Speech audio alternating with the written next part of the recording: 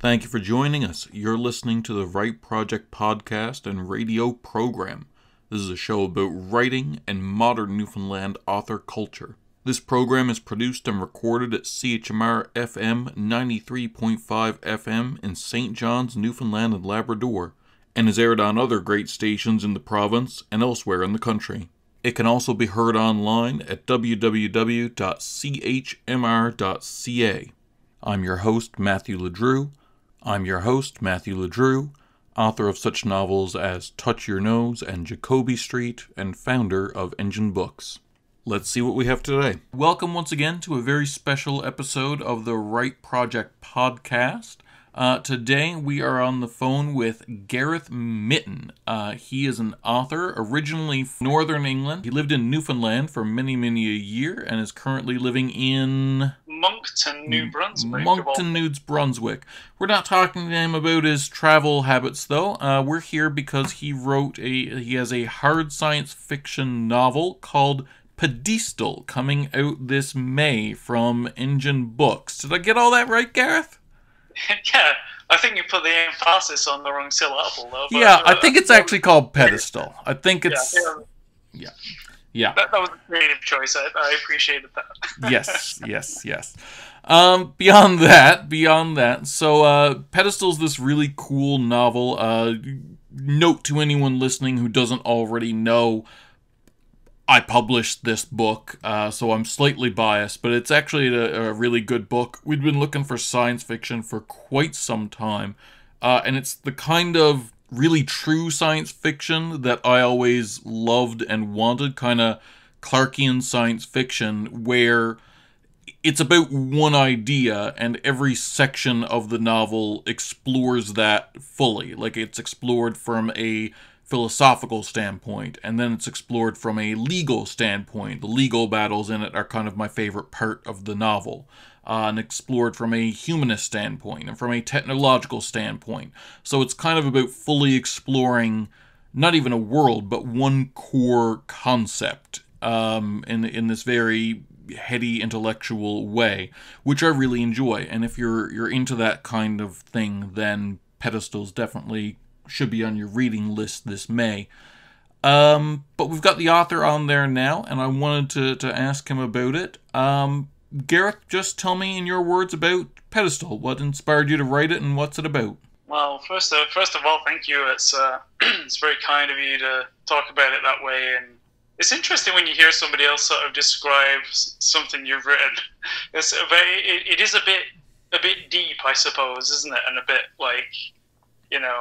philosophical in many respects, but deep compared to what I write. I write crime stuff, so it's like, there is a bad guy. Let's stop the bad guy.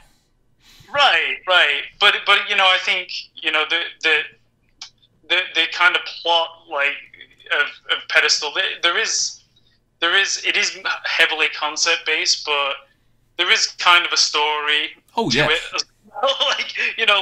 There's kind of a murder, and we're not really sure why, and then there's kind of a bit of a race towards a goal, but definitely there's so many pieces of inspiration that went into it, and what's perhaps most kind of interesting about it is that it was written from kind of conception to final draft over a period of about 20 years.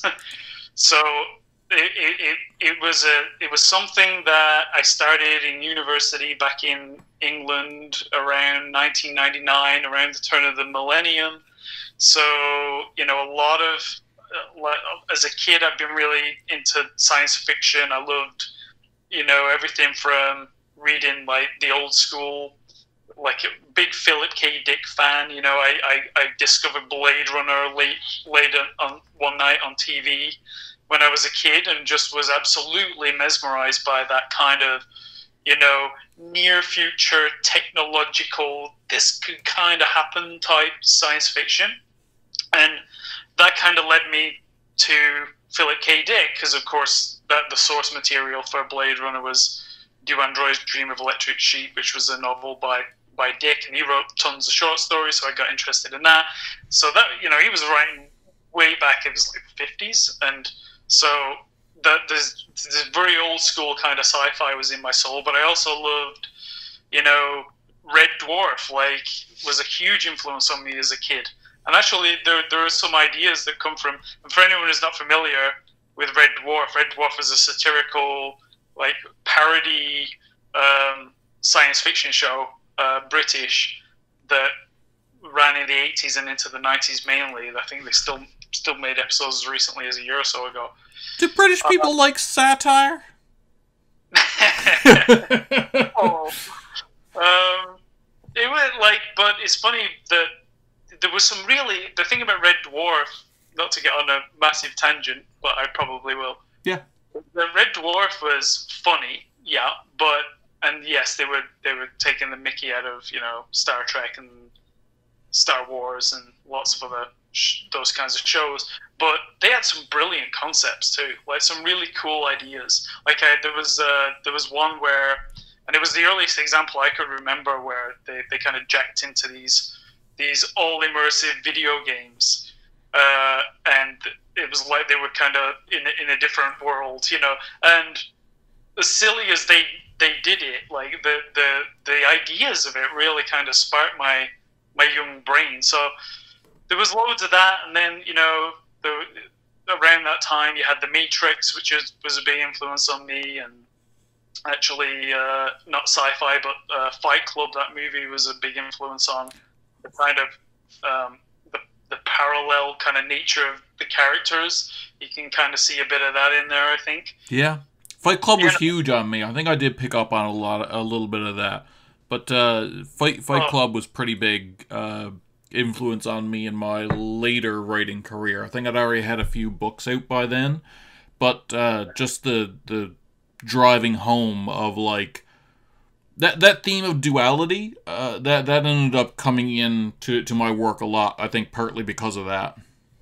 Yeah, I think that's really interesting. Like, there were a couple of things about Fight Club. The duality is definitely the word. I love that concept. And just also that, like, I watched it as a 19-year-old in university starting writing this novel. I remember going to the cinema, like, me and my friends saw the ad for it, and we were like, what is that? That was different. Went to see it, and I remember coming out, Fight Club had more of an effect on me than any movie I'd seen. And it sparked me off for years of this kind of anti-materialistic attitude that kind of lives with me to this day. I don't keep a lot of things, material possessions.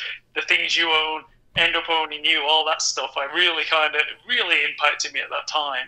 And in many ways, like, you know, affected me a lot in my life.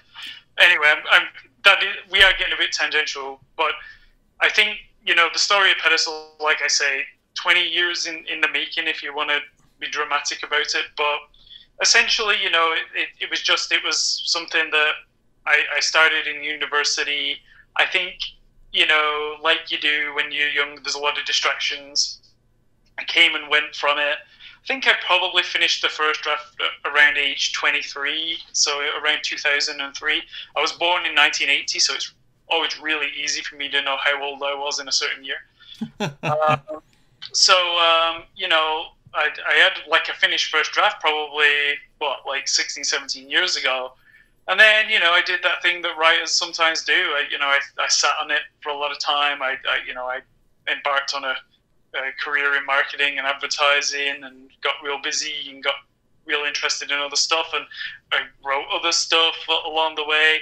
Now and again I would dust it off and play around with it, but it got to a point where it was a little bit of an albatross around my neck, actually, and I felt it was really preventing me from writing. Maybe it was a good excuse not to write other things, because, you know, oh, well, I never finished that novel, I can't possibly move on to another big project. So I'd write short stories and stuff, but it became very evident to me that I needed to finish it. A friend of mine, a real good friend, a university friend actually, who was around when I started it, some years later offered to take it, read it. He's just such a good writer, Pete Farmer, lives in Australia now actually. And he took it and he gave me very in-depth notes. and that became, then it sat again for about another year because I was like, oh my god, that looks like a big undertaking, but he's right. He's right with all this stuff. I need to do a real in-depth edit, and eventually it took some time, but I started carving off, an hour a day for over a period of months, and I hacked away at that thing and created a pretty polished final draft, which is where our paths crossed, Matt, a couple of years ago. Yes. Like, I have this thing, and I think it's pretty much done now. Are you interested in reading it? Yes, and it was a remarkable time before Engine blew up the way it has, because I had time to read something you'd given me in a fairly short order, which would not happen anymore. Right. So that was lucky for me, for sure. I think, and I got to a point with it where it was like, this is something that I need to get out there and, out in the world and out of myself, because I have tons of other ideas for stories that I'd like to move on to. But it's also something that I think all writers have mixed feelings about the work, but I have definitely a lot of love for it. It's been in my life for most of my adult life, and it's going to be interesting now and cool to share it, and more people are actually starting to read it, because this was a story that was, exclusively in my own mind for most of its life so far. So just having other people read it is great, and then having people read it and go, this is actually pretty good, is awesome. And now a lot more, hopefully, people are going to read it, thanks to you and an Engine, and that's very exciting too. That is the hope. That is the hope. So yes, please buy my book. That's the sales pitch. So that's a lot about kind of, I guess, the story behind the story. But did you want me to talk about the story itself, maybe? Yes. No. Absolutely. Please talk about the story itself. So we talked about like the core concept and well, in loose terms, we talked about that the different people, the way the different institutions react to it. Can you talk about the core concept, like the idea, the technology that all this is kind of based around? Yeah. So basically, when you're asked to describe what your story's about, it's always one of the worst questions a writer can get, right? And what you do is you sit down after being asked that question a number of times and failing miserably to satisfactorily respond, and you go, what is this story about? And in advertising, because obviously I've spent a lot of my time working in that world, my old boss and mentor used to say to me, you've got to be, it's not a concept unless you can explain it to me in one sentence, right? If you can't tell me in one sentence, it's not a good idea because it's too complicated. That's true. Or you don't really understand what it is yet. So I got my one word description of Pedestal is man reinvents God through technology. Okay. So in terms of, that's how I see it. Like, that's really, to me, what it's really about is, because I'm a person that's I love tech and I love gadgets, I really do, but I'm also terrified of them. Right. Where technology's going. So I really wanted to explore that. Like, if we should, because as well, it's just the pace of which technology is advancing, obviously. It's just orders of magnitude every year. It's not like, it advanced this much in the last year, so it will advance that much next year. It's going to advance a whole lot more, like tenfold in a year. It's really kind of, it's cool, but it's also kind of scary. Remember now, this was 20 years ago, so I had to make some adjustments. This is kind of interesting because at first I had people using these really high-tech gadgets that I call notepads, and they were like little slabs that you could just touch and move things around on. And of course, in the intervening years, the iPad happened, and now my technology of the future was an everyday technology. So I had to go back and reimagine what that was. That is, there's an author, a sci-fi author that I used to read a lot of, name of Warren Ellis. He also writes comic books. And in an interview once, he said he was writing Iron Man at the time. This is right before the movies came out, so it was like primed to be. The design the suit was based on his run, everything. But he was asked what the hardest part of writing this futurist Iron Man take was, and he said the technology, because I'm about 2 years ahead of the publishing schedule. Like, I've got 2 years worth of issues written ahead of time, and I keep having to go back and change things because I'm writing futuristic technologies, and the technology catches up. Yeah. So that is a real thing, and it caused me some problems. I think the core, like there's sort of two main technologies though in Pedestal.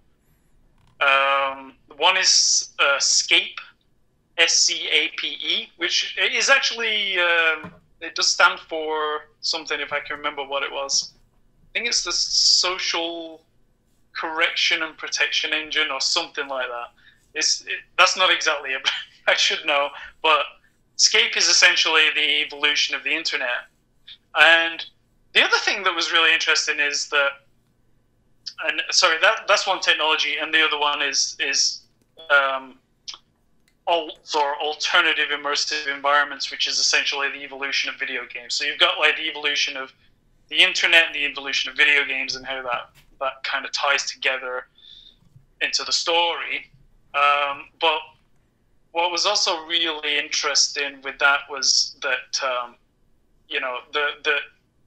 I kind of had like these terminals that you access Scape through, and the other thing was that because it took me so darn long to get around to actually finishing this thing, other movies and books and stuff came out, and I'd kind of see a preview or a trailer or read a review, and I'd be like, oh no. Yeah. This is kind of my idea. So there were a bunch of those. Like, there's stuff in Ex Machina, which is Alice Garland, one of my favorites. And the brains of these androids that he's creating kind of pull directly from the internet, essentially, right? They pull all their information from the internet, which has become this huge stockpile of information and data, like, about the human race, essentially, and how people are, and it has people actively engaged in it. So it becomes this resource. But I was thinking about this like when the internet was still relatively young, right? And I was kind of looking at it and saying, that's really interesting. And there's been movies that have come out in the intervening years too, where like there's been kind of emergence of man and the internet, or the internet has gotten a bit out of line and kind of taken over somehow. But my mind back in the day when I started writing Pedestal was the internet essentially doesn't think, right? It's kind of like this. It feels like a living thing, but it's only a living thing in as much as the living things that interact with it. It's essentially a great big massive storage space, right? Yeah. So in my mind, I was like, if God, like, what I was going to with it, and it sounds a bit deep when I start talking about God and such, but I feel like, we've definitely, there are parallels there with religion and things like that. Like, I don't get too deep into the book, but the idea that we kind of worship the technology is very, very apparent to me. But if you want like a godlike character, I felt like that had to come from outside of the internet looking in. It had to be something that was kind of seen through the eyes of people and could interact and draw information. So that became kind of the other big part of this, that there's this kind of super intelligent AI that we've never seen before, its ability to learn and evolve. And if that gets access to the internet, it gets access to pretty much everything. And then if we've given it the ability to make judgment based on that, what does that look like? And how do we come out of the other side of that? Yeah, really. Kind of a scary question, right? So, and the technology that is used in the book is kind of nanotechnology. So that's kind of the way I kind of look at tech. You've kind of gone from,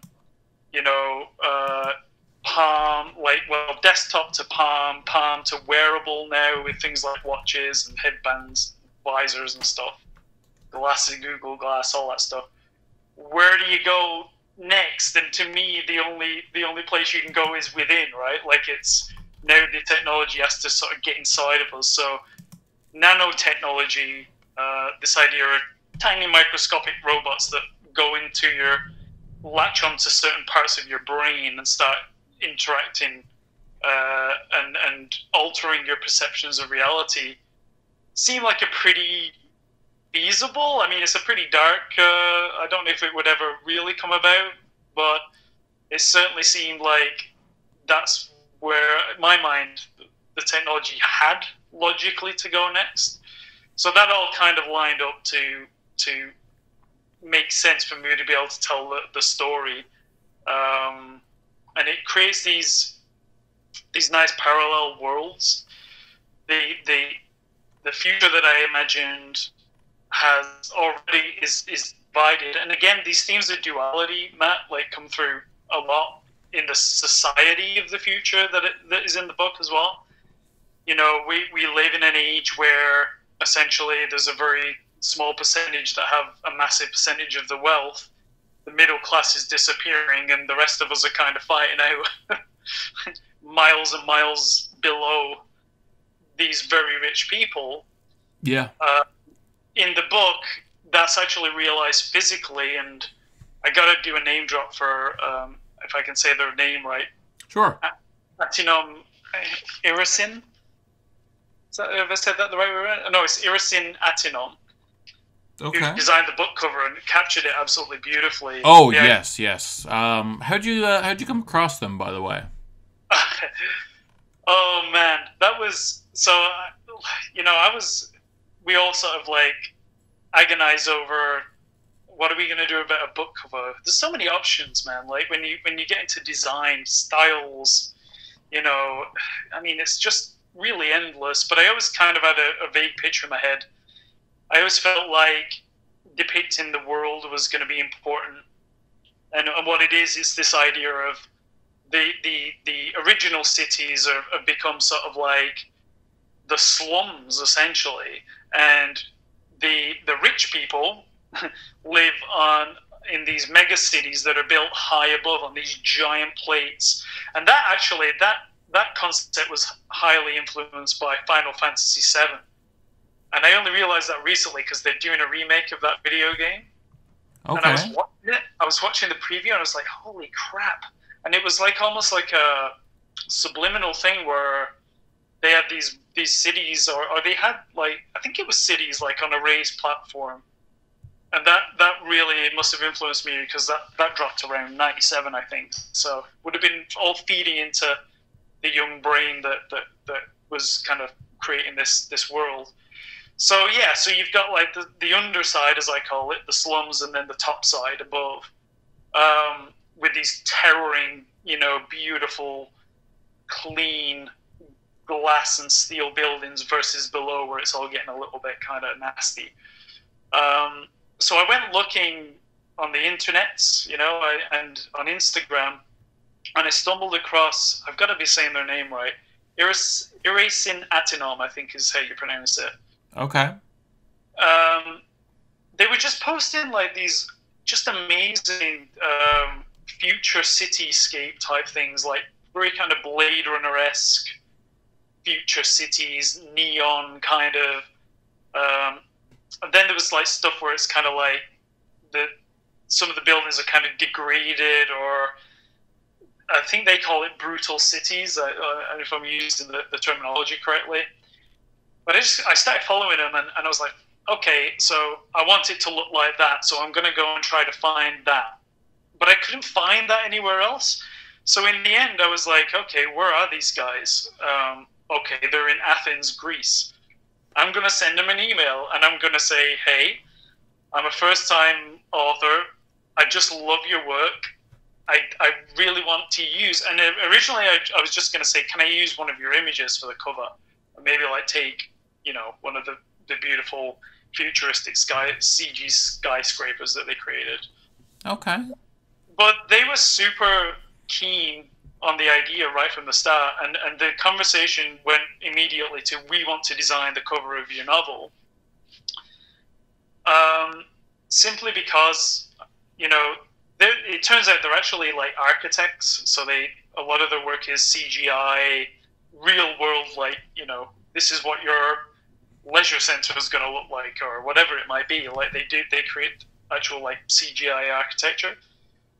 But their interest is sci-fi, and they love the same kinds of stuff that I love. And they're actually, it turns out the guy is the similar age to me, and we really kind of hit it off. And he said it would just be really cool to design the cover of a science fiction novel. That really excites us, just as an art project, Yeah.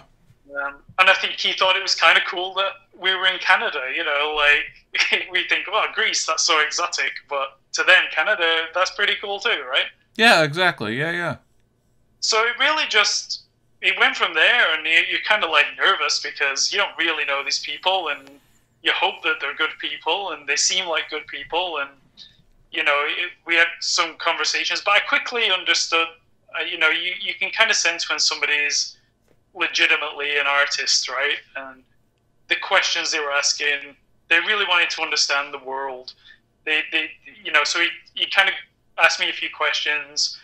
I wouldn't hear from him for a couple of days, then he'd come back and, clarify, what are the support structures? Do you describe the support structures that support these massive plates that these cities sit on? Do you describe those in the book? What do they look like? So it was really interesting to sort of say, oh yeah, I kind of have a scene where there's this massive elevator going up one of them. So they're not just like sticks to hold up the city. They're actually, and if you look at the cover, the way he designed it, they've got like intricate little like lights and rooms and things going on in these structures that hold up the plate. It's an incredible design. I really want everyone to have a look at it. It kind of at first glance looks like a big city with like a reflection of a city below it. And that's what's so cool is it's not until you look really closely at it that reflection, quote unquote, below is not a reflection at all. It's the underside city. And it's a massive sprawling city with all these little houses down at the bottom. Oh, that's interesting. All on its own, right? That's really interesting. It's like I always said, working in marketing, my role was always like writer and like creative director. So like, the ideas person essentially. Yeah. And I would like a good designer or an art director will take your idea and they'll just make it better. And this is a perfect example of that. I could never have imagined this scene the way that they were able to create it. So I was really, really touched by it, actually. That's excellent.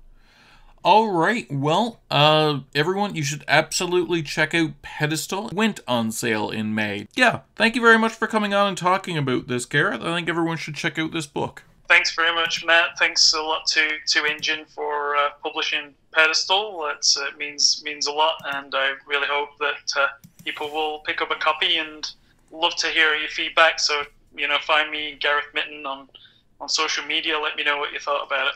Absolutely. All right. Thank you very much. Thanks, Matt.